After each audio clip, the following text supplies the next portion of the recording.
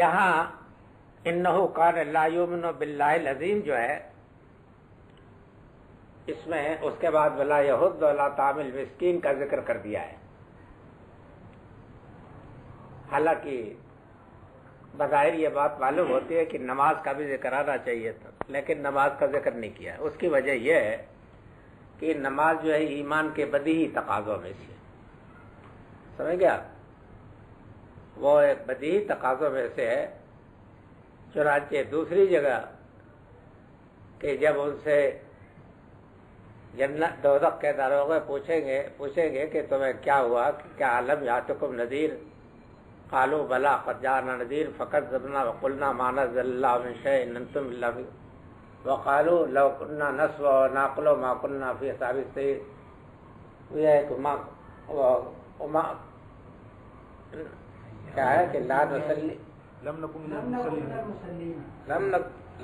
من المصلین ولم نکن من المصلین ولم نکن نطعم المسکین وکنا نخوض مع الخائضین. وہ اعتراف کریں گے کہ ہم نماز بھی نہیں پڑھتے تھے اور مسکین کی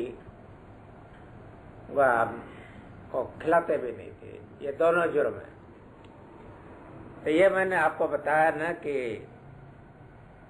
جس طریقہ سے کہ دین میں عقائد میں توحید کو سب سے زیادہ اہمیت حاصل ہے، اعمال میں نماز اور انفاق کو، سمجھ گیا، اس کو یہی بنیاد ہے. دو چیزیں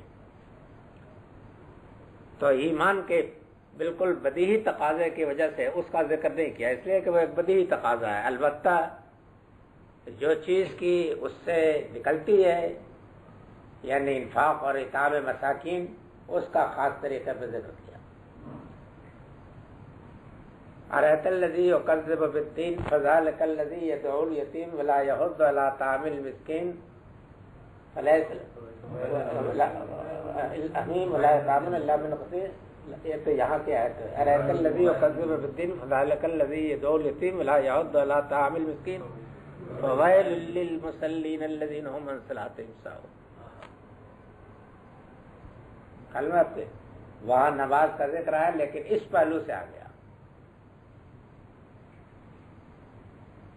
میں مال نہیں سمجھا سکا کہ نہیں، یعنی اس میں نماز کا تو ذکر ہے لیکن اس طریقہ سے ذکر ہے کہ ان نماز پڑھنے والوں کے لیے ہلاکی ہے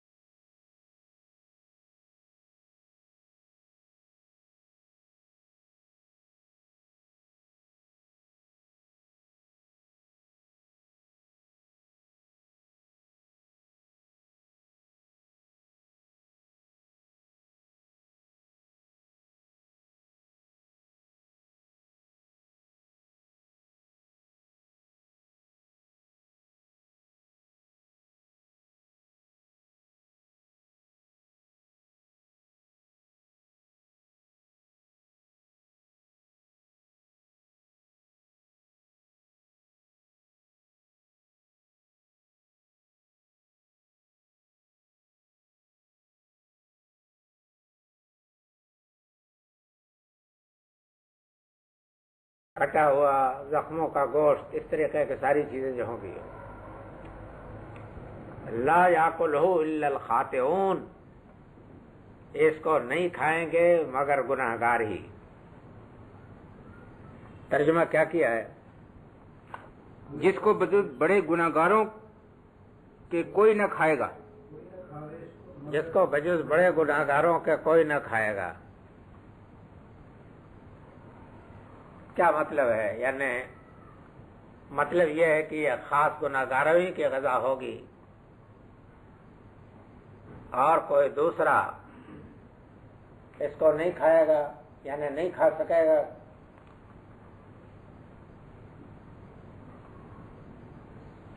میرے نزدیک یہ ہے کہ اس کا مطلب یہ ہے کہ خاص گناہگاروں ہی کی غذا ہوگی، خاص گناہگاروں کے لیے یہ غذا ہوگی۔ یعنی یہ نفی جو کی ہے اور تخصیص جو کی ہے، تخصیص کا فائدہ یہی ہے کہ بس یہ انہی کے لیے خاص، یعنی انہی کے لیے خاص طریقے پر یہ مہیا کیا جائے، سمجھے آپ؟ اسپیشل ڈش ہوگی ان کی، سمجھے آپ؟ یہ ان کے لیے خاص ہوگا، سب سے زیادہ مخصوص غذا۔ اس کے بعد فرمایا کہ فلا اقسم بما تبصرون وما لا تبصرون، پس میں قسم کھاتا ہوں اس چیز کی جو تم دیکھتے ہو،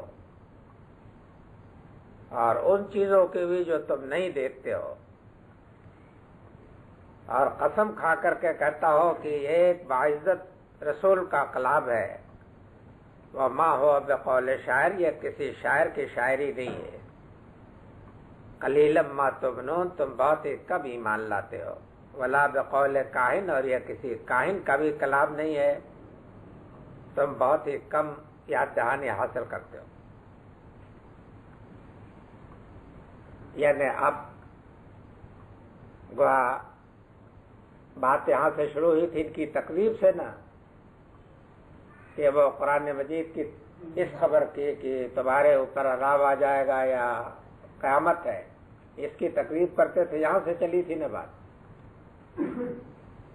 تو ظاہر ہے کہ اس تکذیب میں اب قرآن مجید کے متعلق وہ یہی تبصرہ کرتے تھے کہ شاعری ہے، الفاظ کی جادوگری ہے، اس طریقے سے اس شخص نے بہت لوگوں کو مسحور و متاثر کر لیا ہے، لیکن اس میں کوئی حقیقت نہیں ہے، اس سے خائف ہونے کی ضرورت نہیں ہے۔ جس طرح اور اس میں کلام میں جو مقفع اور مسجع کلام ہے، تو یہ جس طریقے سے ہمارے کاہنوں کا کلام ہوتا ہے اسی طریقے کا کلام ہے، اور اس میں کچھ غیر کی باتیں بھی ہیں جس طریقے سے کہ ہمارے کاہنوں کے کلام میں ہوتی ہے، اس سے بھی مروب ہونے کی ضرورت نہیں ہے۔ یعنی یہ جو کچھ کہہ رہے ہیں، یعنی اب وہ مضمون جو شروع جہاں سے ہوا تھا، جہاں سے شروع ہوا تھا، وہ آخر میں آ کر کے اس کو لے لیا۔ قسم کھائی جس چیز پر یہ ہے کہ میں جو کچھ تم دیکھتے ہو اس کی بھی قسم، یعنی اس کو بھی شہادت پہ پیش کرتا ہوں، اور وہ چیزیں کہ جو تم نہیں دیکھ رہے ان کو بھی شہادت پہ پیش کرتا ہوں، دونوں چیزوں کو۔ تو اس کی وجہ یہ ہے کہ قیامت کے اوپر جو دلیلیں دی ہیں، تو وہ آفاق کے اتفس کی تمام تاریخی اور کائنات میں جو اس کے مشاہدات ہیں اس کی بھی پیش کی نا ساری دلیلیں۔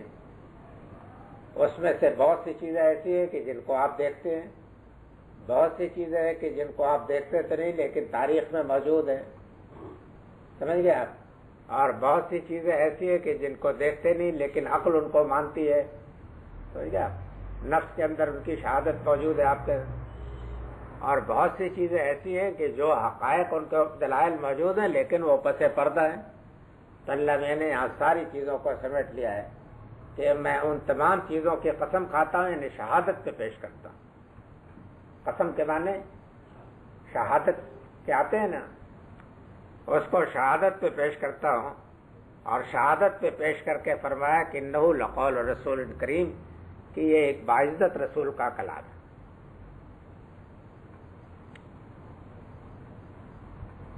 وما ہو بقول شاعر، یا کسی شاعر کا کلام نہیں ہے،